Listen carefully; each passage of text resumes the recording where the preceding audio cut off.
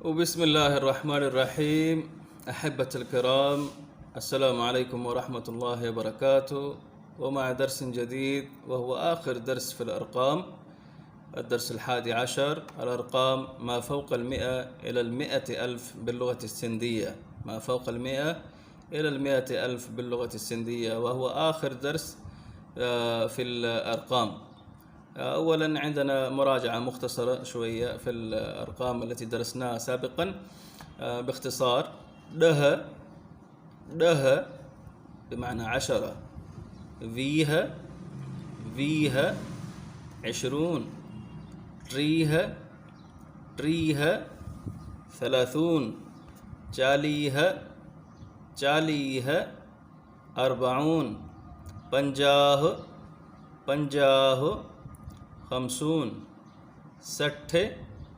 60 60، 70 70، 70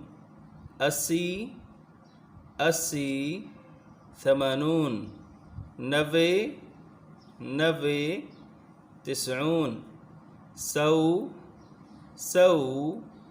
100 100. الآن بعد 100 حيكون هكذا: هك سو هك بمعنى 101. هك سو به بمعنى 102. هك سو به 102. هك سو تري 103. هك سو تري 103. وبهذه الطريقة يعني إلى 200. بسوا 200. وبعد ذلك بسوا هك أي 201. بسوا به 202. بسوا تري 203. وبعد ذلك نفس الأرقام التي درسناها في الدروس السابقة تأتي هنا أيضا، وهذه الأرقام تمشي إلى 300. فنقرأ تريسو 300، 400 400، 500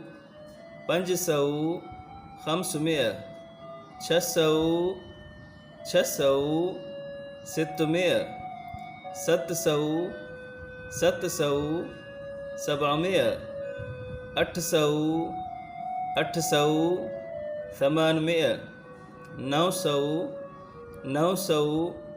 900 900، 1000 1000. بعد ذلك نفس الطريقة: هك هزار أي 1001.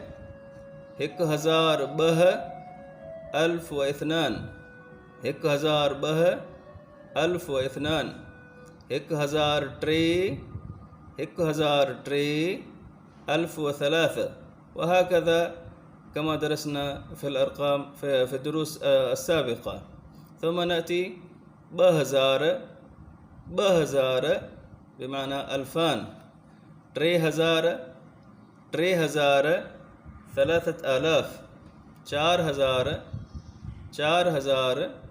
4000 4000. 5000 5000. 6000 6000. 7000 7000. 8000 8000. 9000 9000. 10000 10,000. وبعد ذلك نفس الطريقة إلى أن يأتي العدد فيه هزار بمعنى 20,000. تريه هزار 30,000. चालीह हजार 40,000. 50,000 أي 50,000. 60,000 60,000. 60,000. 70,000 70,000 80,000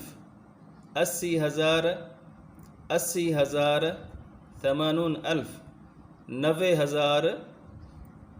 90,000 90,000 لك أي بمعنى 100,000. وبعد 100,000 نعيد نفس الطريقة، هيك لك هيك 100,000 واحد، هيك لك بها 100,000 واثنان، وهلم جرا. وإن شاء الله تكون الدروس هذه أعجبتكم، وهذا كان آخر درس في الأرقام. إن شاء الله تعملوا لايك وسبسكريبشن وتفعلوا زر الجرس وكومنت وشير كمان، وإن شاء الله نراكم في الدرس القادم. وإلى ذلكم الحين أستودعكم الله، والسلام عليكم ورحمة الله وبركاته.